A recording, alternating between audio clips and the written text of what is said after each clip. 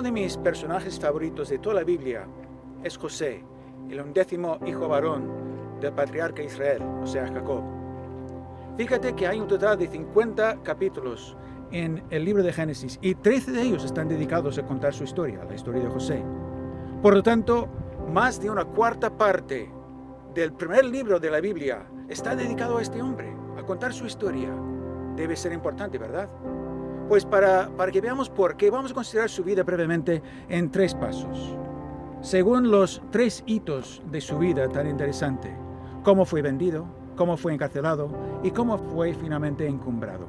Bien, se nos dice a capítulo 37, en el versículo 3, leemos: y amaba Israel a José más que a todos sus hijos, porque lo había tenido en su vejez y le hizo una túnica de colores. Bueno, quizás no fue muy sabio mostrar esa predilección paternal hacia un hijo en particular, porque fíjate que eran en total 13 hermanos, incluyendo a Dina, la hermana, y eran hermanos de 4 madres diferentes, de Lea, de Raquel, de Zilpa y de Bilha.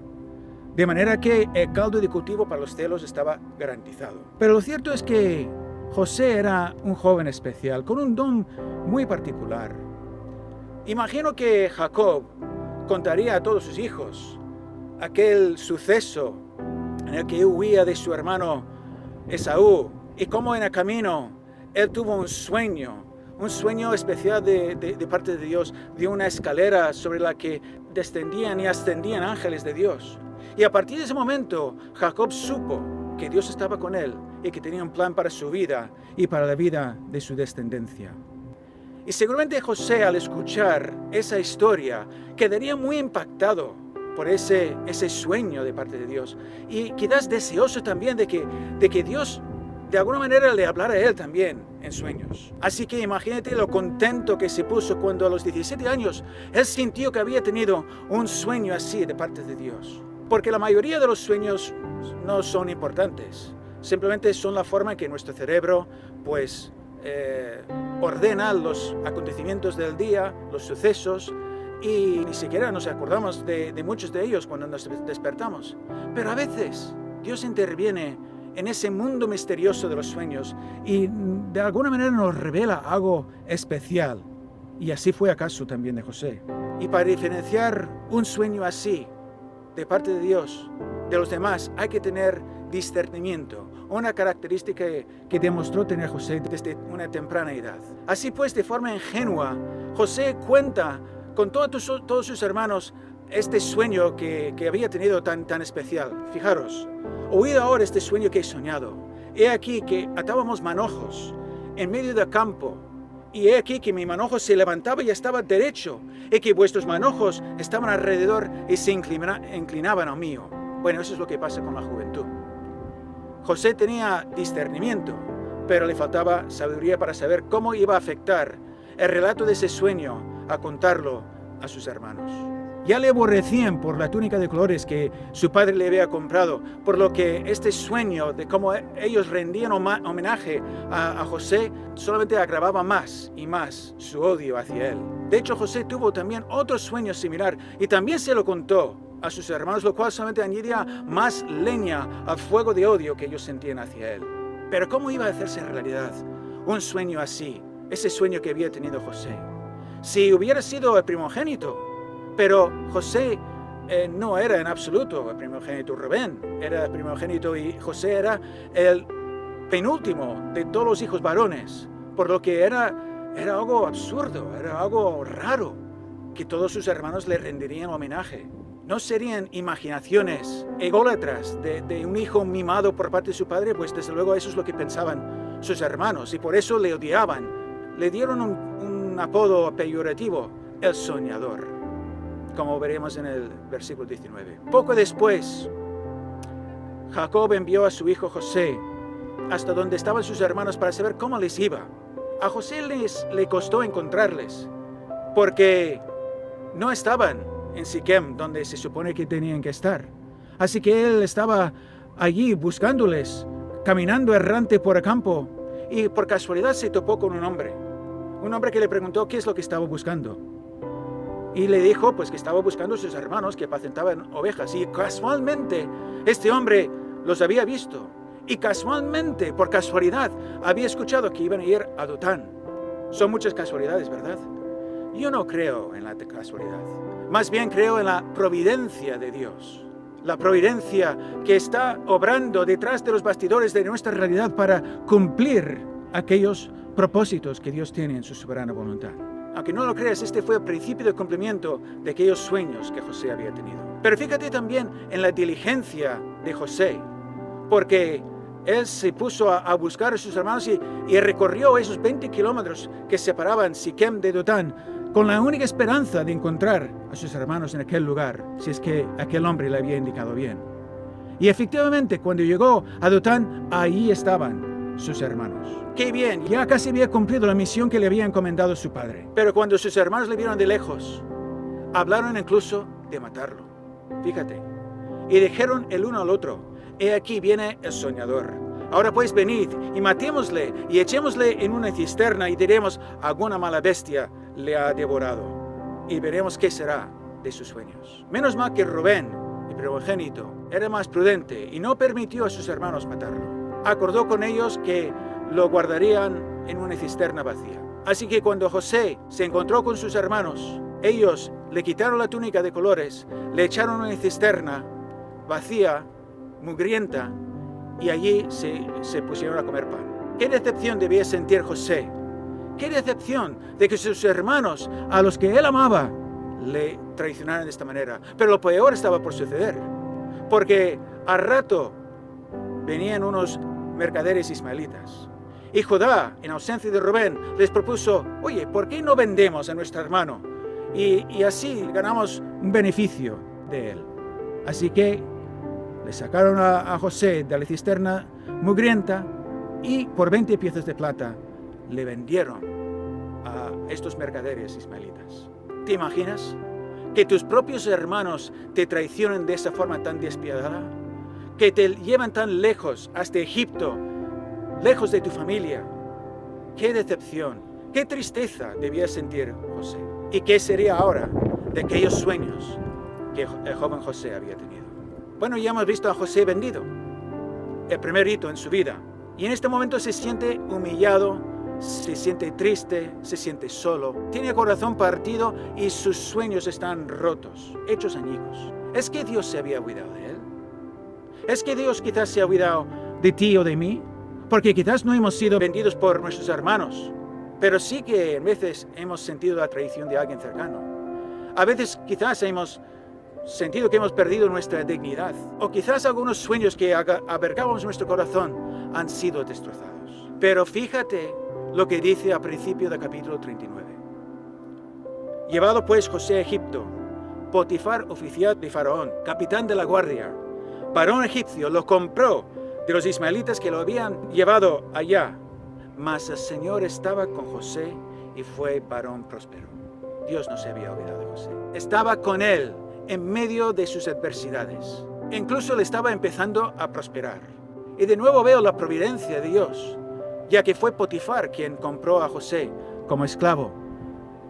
Potifar, que fue un varón que supo valorar a José, como ahora veremos. Pero también veo la diligencia de José. La diligencia porque enseguida él se puso a hacer todas las cosas que se le encomendaba en su condición de esclavo. Quizás fue por este ejemplo de José que se inspiró Salomón cuando escribió muchos años más tarde en Eclesiastés: todo lo que te viniera a la mano para hacer, hazlo según tus fuerzas. Si te sientes perdido, decepcionado y no sabes qué hacer, haz lo que te venga a mano según tus fuerzas. Como hizo José, deja tus sueños en las manos de Dios y con tus propias manos haz lo que tú puedas hacer, lo que buenamente tienes a mano para hacer. Y fíjate, enseguida Potifar vio que Dios le estaba prosperando, vio que todo lo que le encomendaba a José prosperaba y que era Dios el que le bendecía. Así que Potifar con el tiempo le hizo mayordomo de toda su casa y le puso a todo bajo su control para que toda su hacienda prosperara. De manera que se cumple aquella ley que enseñó Jesús de que el que es fiel en lo poco será puesto sobre lo mucho. No sabemos cuánto tiempo estuvo José como simple esclavo hasta llegar a ser mayordomo. Pero lo importante no es el tiempo, sino la fidelidad con que él estuvo trabajando hasta llegar a ser mayordomo, trabajando fielmente en lo poco hasta que fue puesto sobre lo mucho. Aprendamos nosotros de esa lección. Ahora que José gozaba una cierta posición privilegiada, quizás ya no les sabía tan mal estar allí en Egipto, aunque lógicamente echaría mucho de menos a su padre y también a su hermano menor Benjamín. Pero las cosas no iban a seguir así de plácidas durante mucho tiempo, porque un nuevo peligro le acechaba: la mujer de Potifar.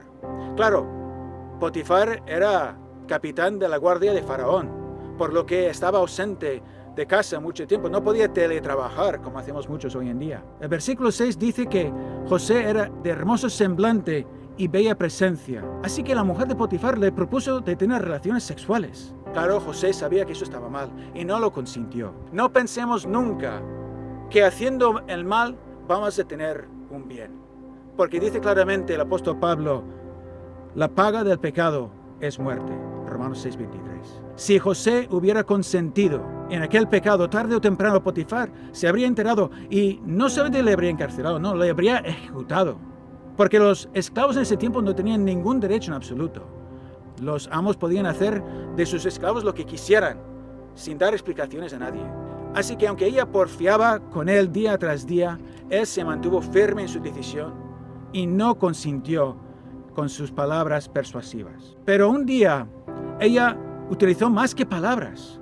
Utilizó más que palabras para intentar persuadirlo. Dice, y ella lo asió por su ropa, diciendo: duerme conmigo.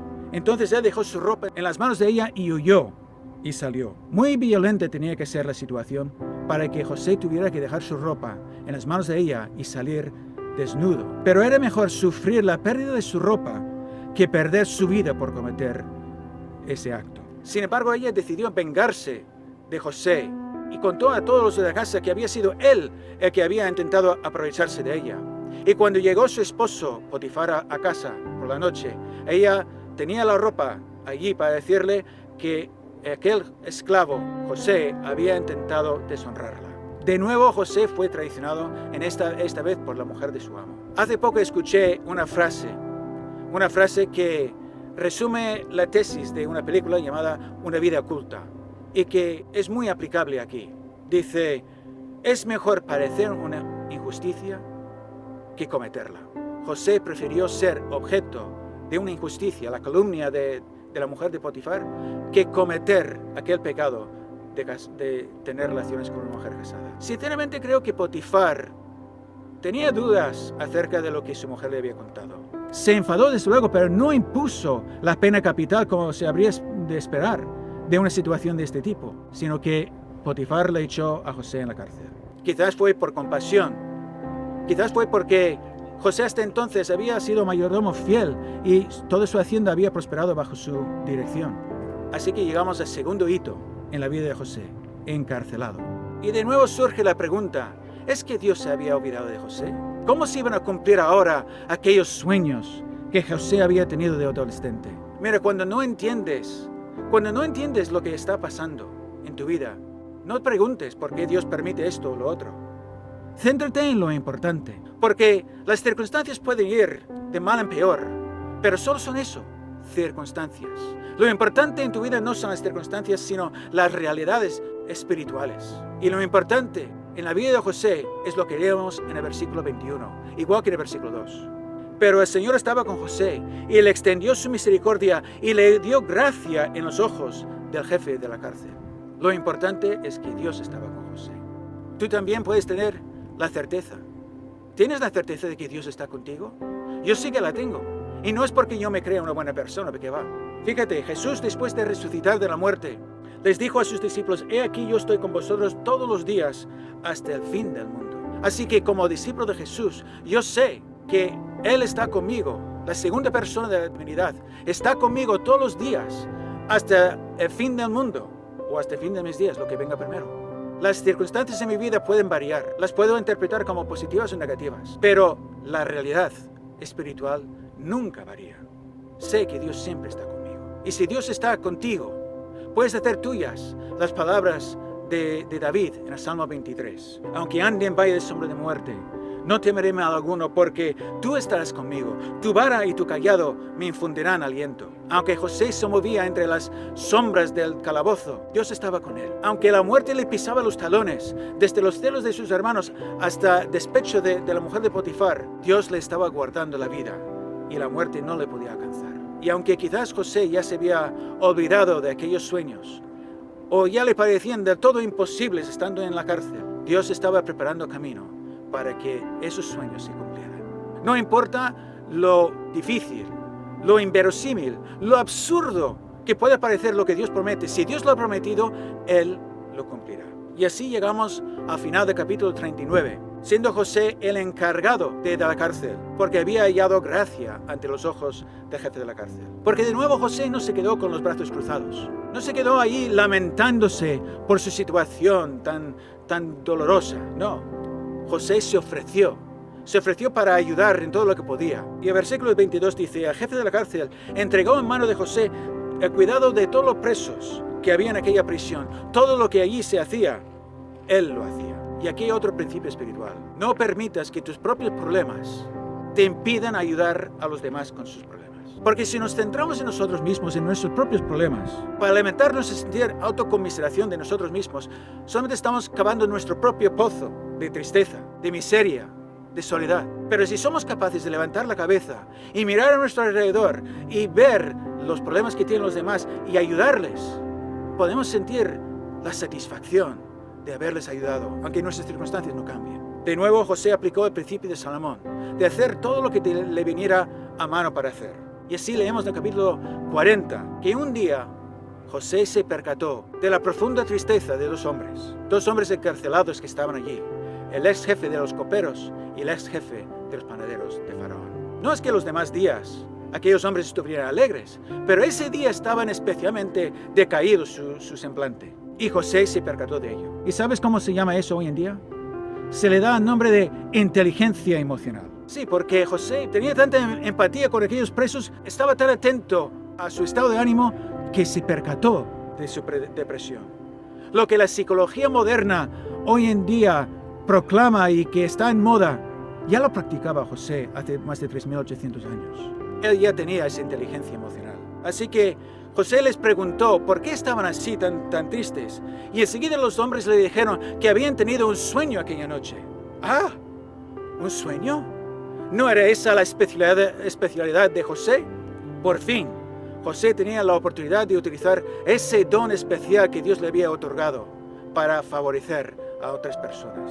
Se puede entrever la emoción que sentía José cuando leemos en el versículo 8 del capítulo 40. Ellos le dijeron, hemos tenido un sueño y no hay quien lo interprete. Entonces José les dijo, ¿no son de Dios las interpretaciones? Contádmelo ahora. No quiero halagarme con los detalles de aquellos sueños que seguramente ya conoces y si no, los puedes encontrar en el capítulo 40 de Génesis. Lo importante es que José pudo discernir que aquellos sueños venían de parte de Dios y que tenían su personal interpretación para cada uno, para el jefe de los coperos y para el jefe de los panaderos. Así es que él les dio la interpretación a los sueños y a los 3 días aquellos sueños se cumplieron cabalmente. Y déjame decirte que Dios es generoso en sus dones, en sus dádivas. Todos tenemos uno o más regalos de parte de Dios, talentos, dones, conocimientos, habilidades, capacidades. Y cuando dejamos que Dios use aquello que Él nos ha dado, entonces se convierten en dones espirituales y el propósito de Dios en nuestra vida empieza a cumplirse. Este fue un momento de inflexión en la vida de José, porque a partir de este momento los propósitos de Dios se iban a empezar a cumplir en la vida de José. Porque cuando dejamos que Dios utilice esos dones que nos ha dado, entonces sus propósitos benignos, amantes y gloriosos pueden empezar a cumplirse en nuestra vida. Sin embargo, José tendría que esperar aún 2 años más, porque el jefe de los coperos, cuando fue restituido a su puesto, conforme al sueño que había tenido, se olvidó de José. Ay, qué desagradecidos solemos ser los hombres. Somos prestos para recoger el bien y lentos para devolverlo. Pero Dios no es hombre para olvidarse de los suyos. Y Dios en su providencia ya lo tenía todo planificado. Leemos en el capítulo 41 de Génesis que 2 años después, fíjate quién tuvo un sueño inquietante. el propio Faraón. De hecho, el rey de Egipto tuvo 2 sueños inquietantes y lo contó a todos los magos y sabios de su reino, pero nadie podía interpretar aquellos sueños que había tenido. Entonces, el jefe de los coperos de repente se acordó y dijo: cuando estaba yo en aquella cárcel, cuando habíamos delinquido contra mi señor el rey Faraón, entonces pudimos conocer a un joven hebreo que pudo interpretar los sueños que habíamos tenido y tuvo su fiel y cabal cumplimiento. Así que llamaron presurosamente a José para que se presentara delante de Faraón después de un buen aseo. Y Faraón le preguntó si José podría interpretar aquellos sueños que había tenido. Y me encanta la respuesta de José a Faraón. El versículo 16. No está en mí. Dios será el que dé respuesta propicia a Faraón. José no se atribuía ningún mérito, sino que todo mérito lo daba a Dios, de quien procede todo bien, todo talento, todo conocimiento, todo don procede de él. José ya no era el muchacho imprudente del capítulo 37, sino que a lo largo de los años había aprendido prudencia, sabiduría, y él ahora sabía que lo que había recibido era algo muy especial y que solamente le correspondía dar el mérito a Dios. Aprendamos nosotros de la humildad de José. Todo lo que tenemos de bueno, démosle el mérito y la gratitud a Dios, porque viene de él. Así pues, Faraón le relató el primer sueño de las 7 vacas gordas que fueron devoradas por aquellas 7 vacas flacas y enjutas. Luego le contó el segundo sueño de las 7 espigas hermosas que fueron devoradas por las 7 espigas marchitas y secas. Y añadió que los magos y sabios de su reino habían sido incapaces de interpretar el significado de aquellos sueños. Pero José no lo dudó. Enseguida le dijo a Faraón que los 2 sueños eran en realidad uno, que Dios le había revelado lo que iba a hacer, que Dios había previsto 7 años de abundancia,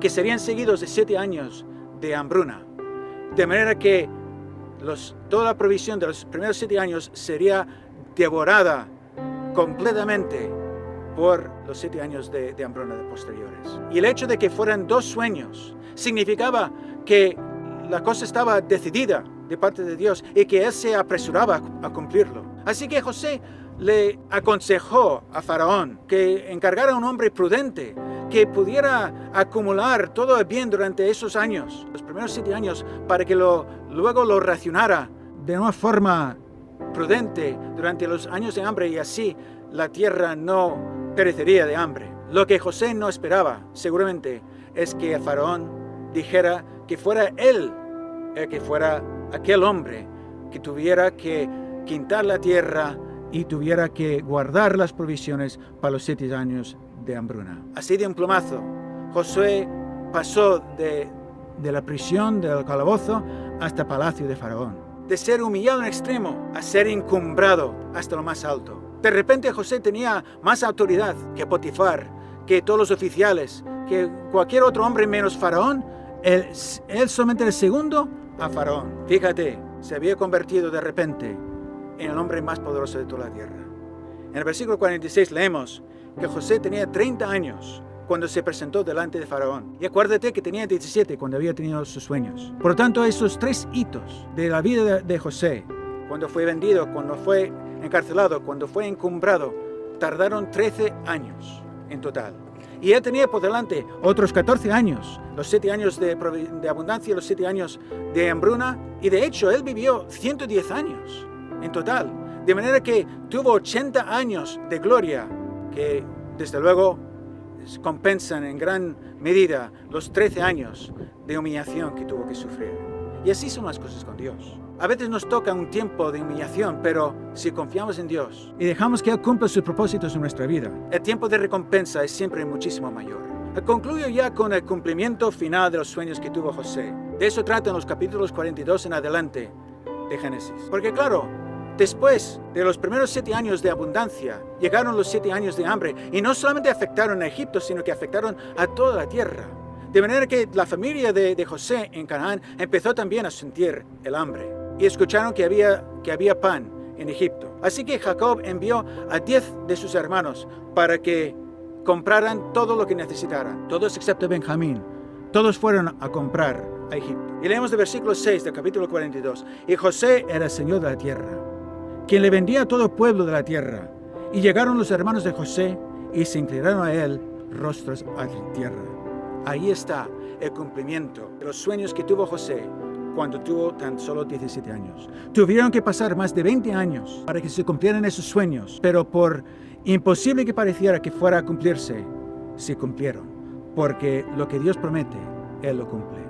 Jesús diría, el cielo y la tierra pasarán, pero mis palabras no pasarán. Es decir, es más firme lo que Dios te promete, lo que Jesús te promete, que a la tierra que pisas. Y Él nos ha prometido vida eterna a todos los que creemos en Él. Quizás tengas sueños rotos en tu vida. Quizás habías soñado con tener un matrimonio feliz y acabó en divorcio. Quizás habías soñado con tener muchos hijos y no has podido. Quizás habías soñado con tener un negocio próspero y estás en bancarrota. La verdad es que la vida está llena de sueños rotos. Pero déjame decirte que Dios tiene un sueño perfecto para ti. Un propósito maravilloso para tu vida. A pesar de las pérdidas que hayas sufrido y el largo periodo de frustración y humillación quizás que hayas tenido que atravesar, Dios puede todavía cumplir sus planes perfectos para tu vida, sus sueños para ti. Si dejas que Él dirija tu vida, si pones tu vida en las manos de Dios y dejas que Él cumpla sus propósitos en ti, ciertamente no todo está perdido. Aunque hayas tenido muchos sueños rotos, el sueño perfecto de Dios para ti todavía puede cumplirse. Si Dios pudo cumplir su plan perfecto en la vida de José, ¿cuánto más lo puede hacer también en tu propia vida? Por inverosímil, por imposible que pueda parecer, Dios lo puede hacer, porque para Él nada es imposible. Aunque pudieran parecer otros sueños rotos, lo cierto es que nada es imposible para Dios. Así pues, confía en el Señor y deja que Él dirija tu vida para que sus propósitos amantes, benignos y gloriosos se cumplan en tu vida. Que Dios te bendiga.